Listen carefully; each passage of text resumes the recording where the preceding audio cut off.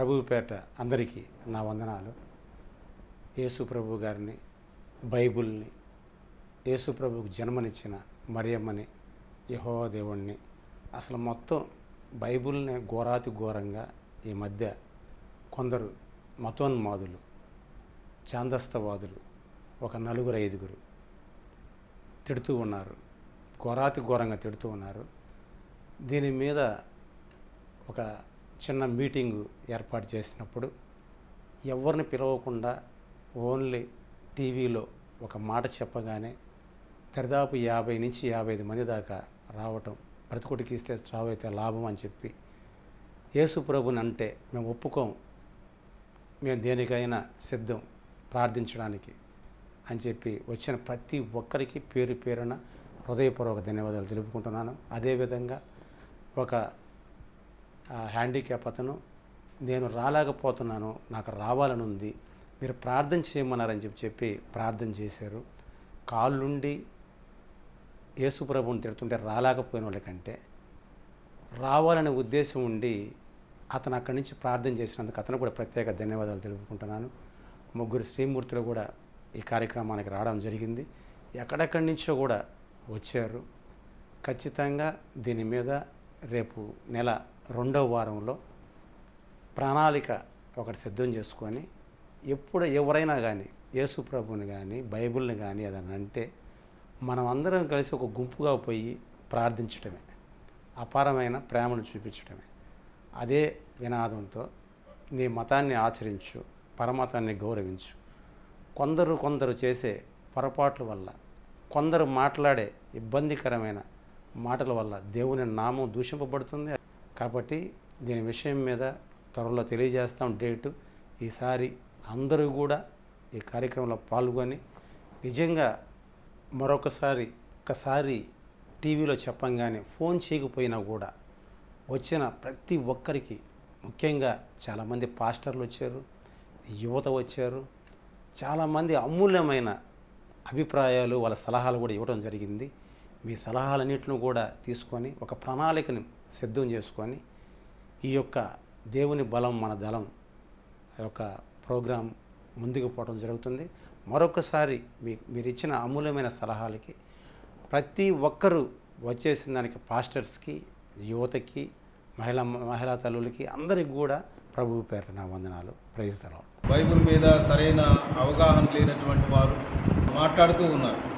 Bible గురించిన అవగాహన ఉన్నవారు నోరు తెరవకపోవడం అనేది క్రైస్తవ ఉనికికి చాలా ప్రమాదం కలుగుతుందని నా అభిప్రాయం. మతోన్మాద సంబంధమైనటువంటి సమస్యతో మరి క్రైస్తవ లోకము చాలా బాధపడుతూ ఉంది. ప్రళయం రావాలంటే ఒక చినుకుతో ప్రారంభమైంది. ఒక చినుకు తర్వాత వర్షం తర్వాత ప్రళయం. అట్లాగా ఈ సైన్యం కూడా గొప్ప ప్రళయంగా, గొప్ప దళంగా దేవుని కృపతో, దేవుని శక్తితో నడవాలని, అలాగే అసలు అంటే ప్రభుత్వం ఇచ్చిన చట్టాలు ఏంటి, మనకున్న రైట్స్ ఏంటి అనే దాని గురించి కూడా ఒక కార్యక్రమం ఏర్పాటు చేస్తాం. ఈరోజు క్రైస్తవుల పైన వేరే వాళ్ళు దాడులు చేస్తున్నారంటే దానికి ప్రధానమైనటువంటి కారణం ఏంటంటే క్రైస్తవులు లేనిది ఏంటంటే ఐక్యత. మనకు పాత సామెత ఒకటి ఉంటుంది, ఒక దగ్గర ఇల్లుకి తగలబడుతున్నప్పుడు మన ఇంటి దాకా ఏం రాలేదనుకుంటే మన ఇంటికి కూడా వస్తుంది ఒకరోజు. బైబిల్ పట్టుకుంటేనే కొడుతున్నారు, ఫస్ట్ కరపత్రం ఉంటేనే కొడుతున్నారు. అందుకని మనం అనేకమంది కలుపుకోవాలి. ఇది పార్టీ రహితంగా, స్వార్థరహితంగా మనం ఏర్పాటు చేసుకోవాలి. కనికరం లేదు, క్రీస్తుకి విరోధి మనకి ఎదురుగా దాడి చేసి మన ఐక్యతని పాడు చేసి మనం కొల్లగొడుతున్నారు. ఒక సైన్యంగా మనం ఉండాలి, పోరాడాలి. మన పక్షాన పోరాడే వాళ్ళు ఎవరు కూడా లేరు. రోషం ఉన్నవాళ్ళు, క్రైస్తవులుగా బతికే వాళ్ళు ఎవరైనా అందరూ రావచ్చు అని ఎంతో ప్రాధాన్యపడుతున్నారు మన జిల్లాలో ఉండేవాళ్ళు. మనమేనా? ఒకవేళ నిన్ను ఎవరైనా అంటే నువ్వు గమ్ముకుంటావా? నీ భార్యని ఎవరైనా అంటే నువ్వు గమ్ముకుంటావా? మరి మన యేసుక్రీస్తు ప్రభుల వారిని అంత విధంగా దూషిస్తూ ఉంటే మరి మీకు సిగ్గు అనిపించడం అన్న. మొదట సామరస్యంగా చెప్తాం. మన నాయకులు ఉన్నారు, వచ్చి మధ్యలో మాట్లాడతారు. ఏది సెట్ చేయాలో సామవేద దండోపాయం అనే విధంగా సామంలో పదం, వేదంలో పదం, దండోపాయం. దేవుని యొక్క నామం కనిపించడానికి దేవుని ప్రజలు రావాలి. వాళ్ళలో ఒక్కడైనా లేస్తారని ఒకే ఒక ఆలోచనతో ఈరోజు దేవుని సభలో వచ్చారు. Praise the lord.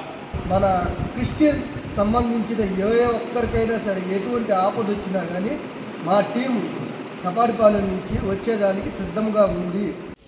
వాస్తవమే, మేము నిజంగా పౌరుషం కలిగి ప్రభు కొరకు జీవించాలనే ఆశతో సేవకు వచ్చాం. వస్తాం, పోరాడతాం, యువతను కూడా తీసుకొని వస్తాం. వీళ్ళ ఐక్యత కలగాల అంటే అది కేవలం దేవుడు ఏర్పరిచినటువంటి ఒక యాజకుడు వల్లనే అవుతుంది. మా మటుకు మేము చాలాసార్లు ఎక్కడ ఏదైనా సమస్య అంటే ధర్నా అంటే మా టీం మేము వచ్చామండి, మా సంఘాలతో వచ్చాం మేము. ఎందుకంటే దాడులు ఎక్కువైపోతా ఉన్నాయి. వాళ్ళని బెదిరించి ఆ రోజు ఆ ప్రార్థన ప్రారంభంలో ఆపేశారు. మన ఇటీవల గ్రామానికి పోయినప్పుడు సువార్త జరిగిస్తూ ఉన్నాము.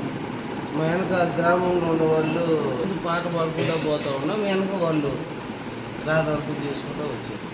దేవుడు వాళ్ళకి ఎంతో ధైర్యాన్ని, బలాన్ని, వాళ్ళ విశ్వాసాన్ని మనం చూడాలి. వాళ్ళు ప్రకటిస్తున్నారు కాబట్టి వాళ్ళకి మనమంతా సపోర్ట్గా ఉండాలి. ఆసక్తిగా ప్రారంభించి ఒక నాయకత్వం వహించేదానికి మరి పర్సెక్యూషన్కి ఎక్కువగా వాళ్ళు ప్లాన్స్ వేసి ఎగ్జిక్యూట్ చేస్తున్నట్టుగా మన తెలియజేస్తూ ఉన్నాము.